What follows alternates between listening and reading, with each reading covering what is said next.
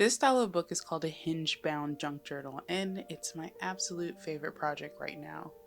Each page is made up of these little coin envelopes, and it's decorated with fall-themed scraps I've collected while organizing my craft room.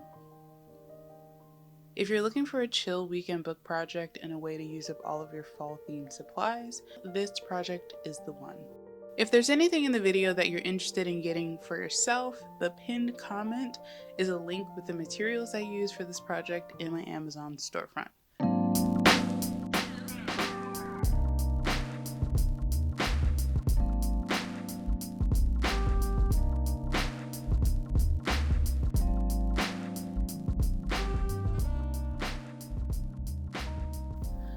Use whatever paper you'd like for your pages, but if you want to make your book more like mine, you'll need to attach 2 coin envelopes together to create a folio. At the time of recording this, I have no idea what I'll stuff in those pockets, so if you have any ideas, please share them. So decorating my pages before they're bound allows me to think about the book holistically, like how the theme is coming across when seeing all the pages at once. The art term for this is visual cohesion or visual unity. This is a powerful effect that's accomplished through repetition of colors, textures, or typographic choices, and thoughtful sequencing, which helps guide a reader through the story you're trying to tell. I'm trying to tell the story of what fall is to me through those classic fall colors, soft fabrics, and busy prints. Though every page is different, there is still a sense of flow and intentionality across pages. I think this connection will be even richer when I add more to the pages after the book is bound.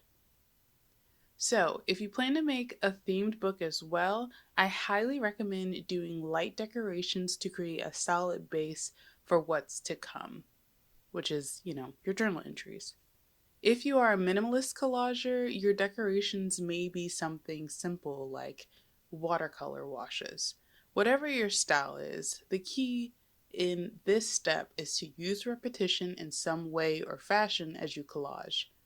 Get yourself a little baggie or basket and throw all the pieces you think pair well together, and then start working on your pages.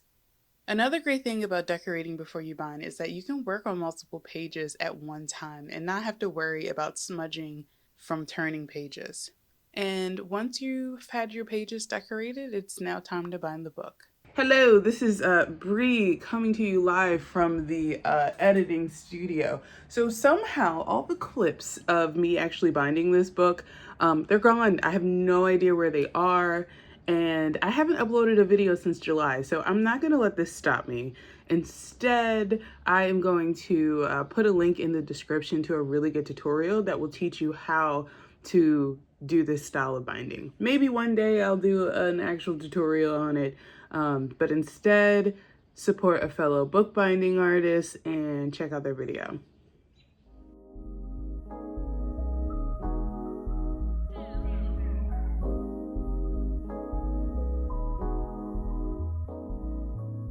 Decorating the cover is both the best and most nerve-wracking part of a book project. So much can go wrong, and there's often very little you can do about it without requiring a lot of time to fix it or just outright having to start over. But regardless of the mistake that will inevitably happen, I treat those moments as little ego checks. They are reminders that I'm human, humans make mistakes, and as long as I have breath and luck on my side, there will always be another day where I get to make a new mistake. And that is a blessing. So keep that in mind and give these 3 tips a try the next time you're decorating a cover. I usually get the results I want and a cover that I love when I follow them. So the first thing you want to do is pick a type of balance and stick with it. A while ago, I was posting a bunch about different kinds of balances on Instagram.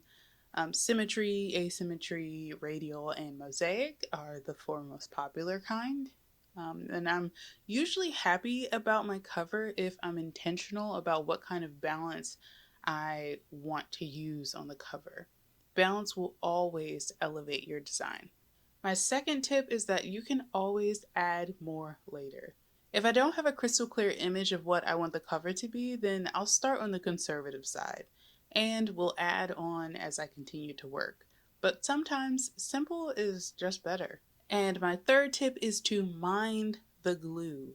Do you know how many times I've jacked up a book cover because I sat it in glue, or because I had wet glue on my hands, or the glue wasn't dried on the thing I pasted down and it ended up smearing and getting all over the place?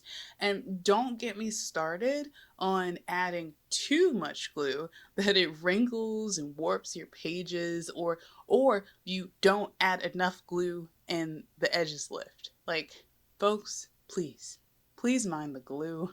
I've made it a habit to keep a little rag next to me to wipe my hands off, and I am constantly just throwing paper that has glue on it onto the floor, like immediately, not even worrying about getting it to the trash can, because then I'll know, oh, I need to add fresh paper there to cover the desk. Yeah. So there you have it, another book project, semi-complete. Please give me some ideas on what I should stuff in those little pockets. Also, we are going to be publishing an anthology for creative journaling artists soon. Those who know about this project, thank you for your patience. Those who don't know, we put out a call for submissions on the channel for creative journaling artists to submit pictures of their journals that was inspired by their everyday life. It's a passion project of ours, like everything we do for this channel, so we really want to do it right. Hence why it's been taking a while for us to release it. Anyway, check out the description if you want to stay connected. Alright, see you in the next video. Bye.